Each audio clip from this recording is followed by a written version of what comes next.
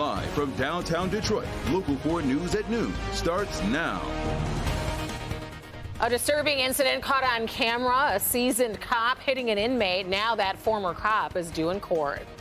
Welcome to Local 4 News at noon. Thank you for joining us. I'm Rhonda Walker. And I'm Kim DeJulio. In just a few hours, that officer you saw in that video will be back in court. As Megan Woods reports, he could enter a guilty plea today. His name is Matthew Rodriguez, and he's facing not just local but federal charges. And today, he's in court for a plea hearing. What that officer did was basically reinforce the disdain that young black men have for people in authority. 5 months later, and the video is just as disturbing. Surveillance video shows 14-year Warren Police veteran Matthew Rodriguez hitting a 19-year-old inmate during the booking process. In the video, you can see Rodriguez knock the inmate to the ground, slam his head to the ground, yank him around, and throw him in a cell. The inmate was taken to the hospital to be checked out. Police Commissioner Bill Dwyer points out it was the two arresting officers who reported the incident to their supervisor. One of the officers reported saying, "That's enough. That's enough." On top of federal charges, the Macomb County Prosecutor's Office charged Rodriguez with willful neglect of duty and assault and battery. He's also facing a federal civil rights violation charge. He's expected to be in court 3 this afternoon. I'm Megan Woods, Local 4. All right, Megan, thank you. St. Clair County Animal Control is warning us about an uptick in Parvo virus affecting dogs. Now, this is a deadly virus, also could be preventable, but also very contagious. St. Clair County tells us in the past couple of weeks they've seen 11 cases. Some common symptoms include when your dog is lethargic, maybe dehydrated, vomiting, diarrhea, or a fever. Dogs also might refuse food and water. Parvo can spread even before your dog develops those symptoms. The best preventative measure you can take is making sure your dog is up to date on all of the shots. The bargaining team at Blue Cross Blue Shield of Michigan will meet today to formalize a verbal tentative agreement with the striking workers. After 11 weeks on the picket line dating all the way back to September, the UAW says it has reached an agreement with the health insurer. The agreement promises unionized workers better pay, benefits, and job security. That includes a $6,500 ratification bonus and inflation protection bonuses of $1,000 each year of the contract. And while that process moves forward, today is the day MGM Grand Casino and union workers return to the negotiating table. It is the last of the 3 casinos still on strike. To the Middle East, where the window of opportunity to free hostages to come home could soon be closing. Bree Jackson tells us the current temporary ceasefire could end today unless another agreement is reached soon. The clock is ticking on this fragile truce between Israel and Hamas. U.S. officials are racing to further extend the ceasefire and try to secure the release of more hostages.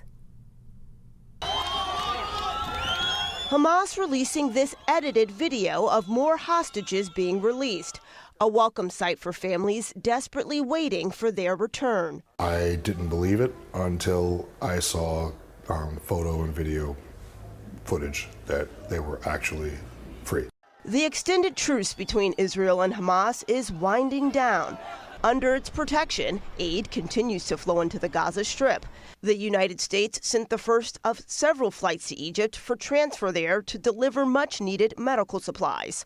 Additional flights are expected in the coming days, and this aid is in addition to the more than 500,000 pounds of food assistance delivered by the United States last week. United Nations officials warn the humanitarian situation remains catastrophic.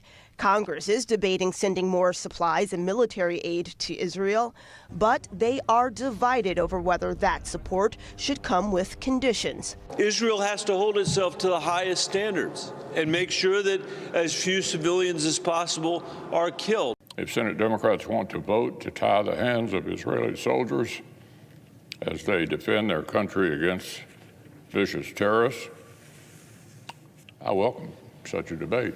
As funding talks get underway on Capitol Hill, there's hope that another agreement is reached to further extend the pause in fighting. There's nothing we want more than every hostage to come back and be reunited with their families. The Biden administration says it's working to secure the freedom of all hostages.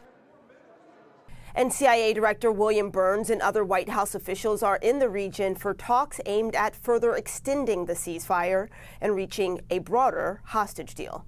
In Washington, Bree Jackson, back to you. All right, Bree. The family of a Novi man held in a Russian prison reacting after he was attacked. Paul Whelan has been in Russian custody for nearly 5 years now, accused of spying for the U.S., which the U.S. has denied repeatedly. Whelan told his family he was working at a sewing table when another prisoner hit him in the face, breaking his glasses. He says other prisoners got involved before he could get hit again. The family says Paul was targeted for being an American.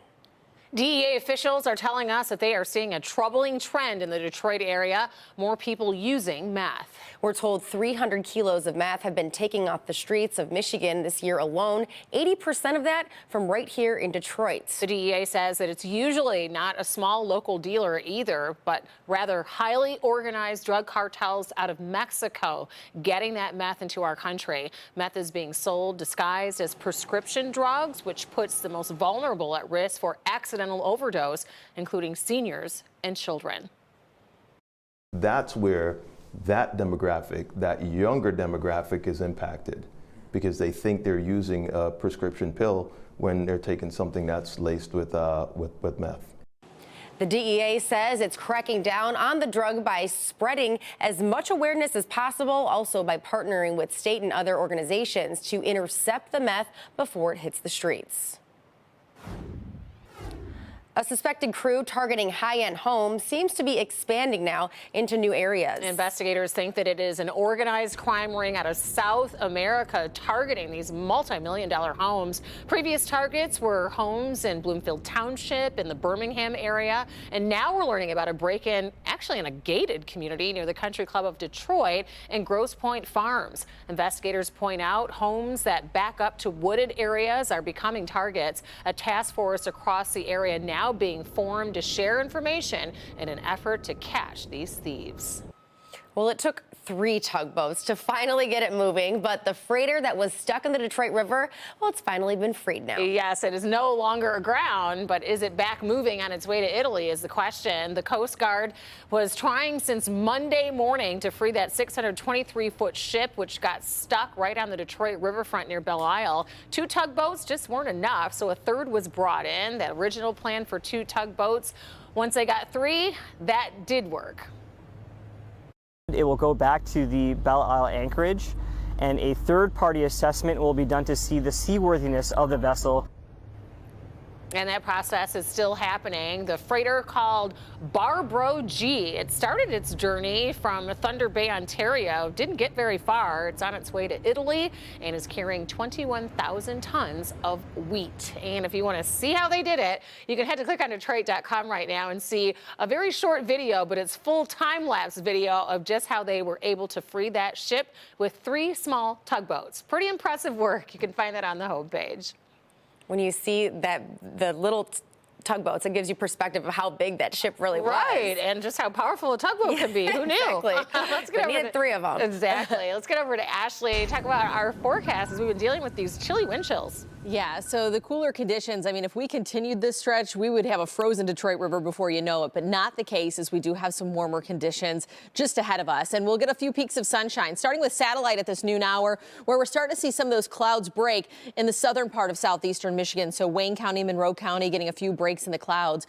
And so we'll stay mainly dry this afternoon after a few flakes were flying early this morning in the northern part of the thumb. But wind chills will be in the 20s throughout the afternoon. Rain doesn't return until the later part of this week. So here's a live look at downtown Detroit, where still the clouds are winning out over the city. We sit at 31. Howell at 30, Pontiac 26, Adrian 29, and southwesterly winds at about 10 to 15 miles per hour, making it feel still like the teens in some locations.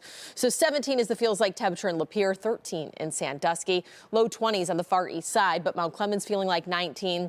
And Ann Arbor feeling like 16. So as we map out the rest of your afternoon, below average and blustery, still a couple degrees warmer than yesterday, but some sunshine and in the mid 30s. We'll talk more about that warm up in a few minutes, but we also have some rain chances that'll be on the horizon as we round out the week, and you can track those on radar in the palm of your hand with our Forewarned Weather app. Download it for free today if you haven't.